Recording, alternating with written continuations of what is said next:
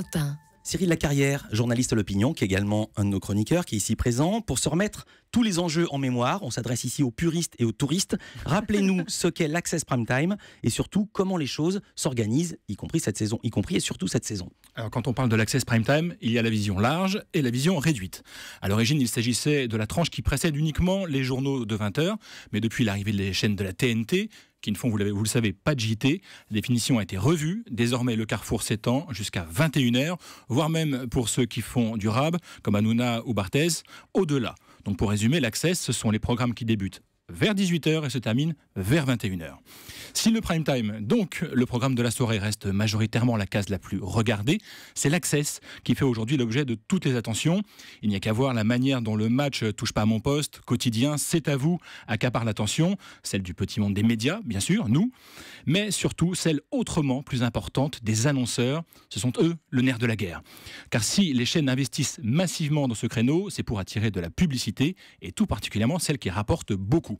À sa grande époque, le grand journal de Michel Denisot était le programme préféré des marques de luxe, rassuré par un environnement maîtrisé et très haut de gamme.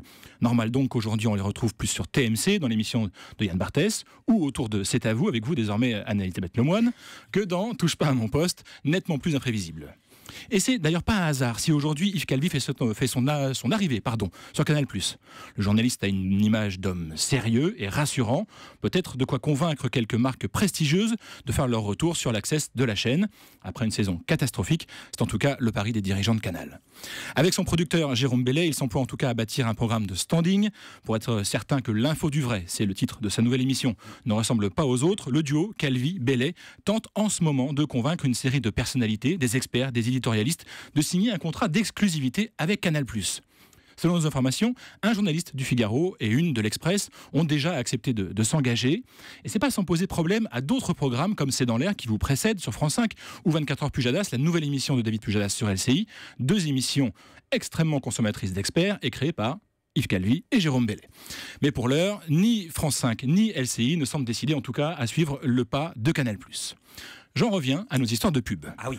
Le lancement sur TF1 cet été de la série quotidienne Demain nous appartient, à 19h20, répond aux mêmes logiques que la concurrence.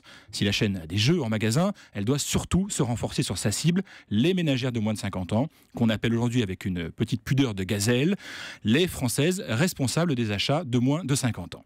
Et jusqu'ici, le feuilleton semble donner satisfaction. À la une, en comptabilisant le replay, il réunit à peu près 3 millions de téléspectateurs et réalise 26% de part d'audience sur la cible, donc des ménagères de moins de 50 ans. C'est nettement mieux que le jeu The Wall, ce qui lui vaut donc d'être prolongé au-delà de l'été. Reste à savoir comment se comportera Demain nous appartient une fois la concurrence revenue de vacances. Enfin, il y en a une pour qui la pub, ce n'est vraiment pas son problème, vous l'avez évoqué tout à l'heure, qui met une claque d'audience à Hanouna, à Barthès et aussi à vous, et qui se pose tout simplement comme la principale concurrente de TF1, c'est Carole Gessler. Car oui, le 19-20 de France 3 devance largement les émissions dont on parle le plus. Pourtant, allez savoir pourquoi. Tout cela dans une relative indifférence. Les affres du show business, sans doute.